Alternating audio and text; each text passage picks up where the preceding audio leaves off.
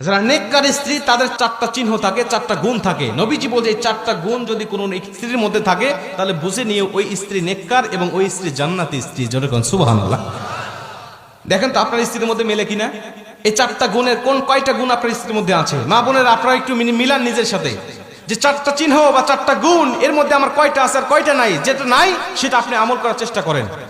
প্রথম নম্বর, নবীজি বলছে যেই স্ত্রী কথাবার্তা বা অঙ্গ ভঙ্গি দিয়ে সবসময় তার স্বামীকে খুশি রাখতে চায়, সন্তুষ্ট রাখতে চায়, হাসাতে চায়, আমি নবীজি বলছি ওই স্ত্রী আদর্শবান স্ত্রী। যেরকম সুবহানাল্লাহ।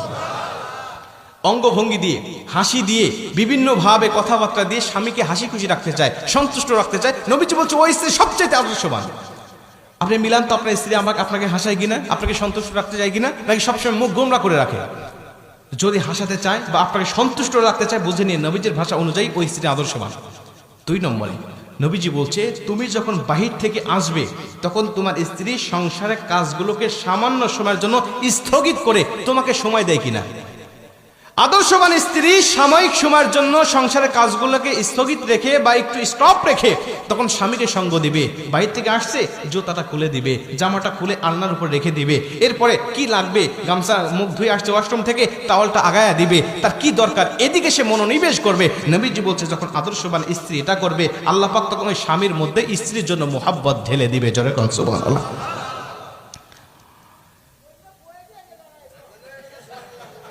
চাচা কি কয় একটা কি যে মুসিবতে আছে না আপনার, আমি তো বুঝতে পারতেছি। তো এইটা হলো 2 নম্বরে, তার মধ্যে 2টার মধ্যে 2টাই নাই, এটাই তো। আচ্ছা 2টা ফেল। গাজীপুরের মায়েরা আপনাদের দুর্নাম হয়ে যাচ্ছে কিন্তু।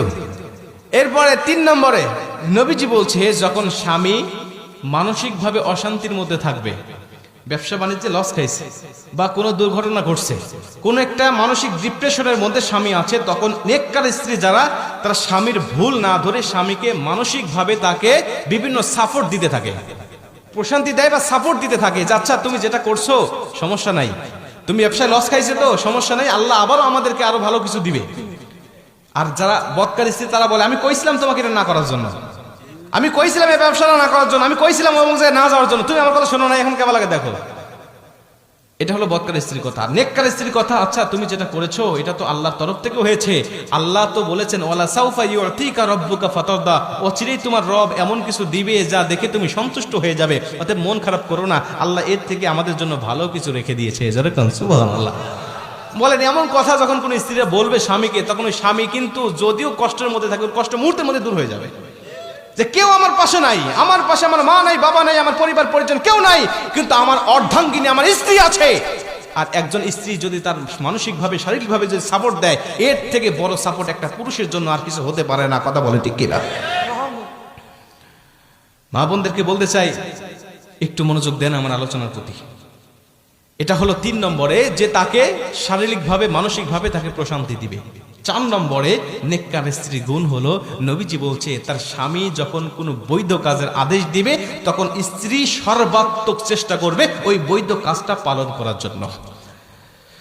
যে কোনো আদেশ যদি বৈধ হয়, এখন যদি কোন তোকে চল সিনেমায় নিয়ে যাবো সিনেমা দেখার জন্য, তখন নেককার স্ত্রী যাবে না। নেককার স্ত্রী যদি আপনার কোনো বন্ধু বান্ধবী আসে আর বলে যে আমার বন্ধু আসছে বাহির থেকে তোমাকে চা দিতে হবে, তাদের সামনে গিয়ে নেককার স্ত্রী বলবে না আমার যাওয়া যাবে না, কারণ এটা শরীয়তের গণ্ডির মধ্যে থেকে আপনি আমাকে আদেশ করেন নাই, আপনি শরীয়তের বাইরে আদেশ করছেন, আর কোনো পর পুরুষের সামনে আমার যাওয়া ঠিক হবে না। ঠিক হবে? কোনো আদর্শবান পুরুষ কখনো বন্ধুদের কাছে বা পর পুরুষের কাছে তার স্ত্রীকে পাঠাইতে পারে না।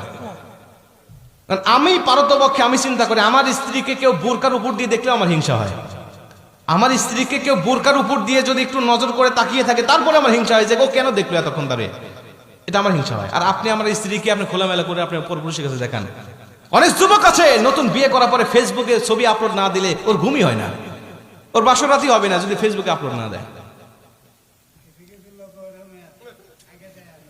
হ্যাঁ আগে শোনেন, আর দায়ুসু লা ইয়াদখুলুল জান্নাহ, নবীজি বলছে দায়ুস কখনো জান্নাতে যাবে না। কোথায় যাবে না? জান্নাতে যাবে না। নবীজিকে সাহাবীরা জিজ্ঞেস করলেন ইয়া রাসূলুল্লাহ দায়ুস কারা?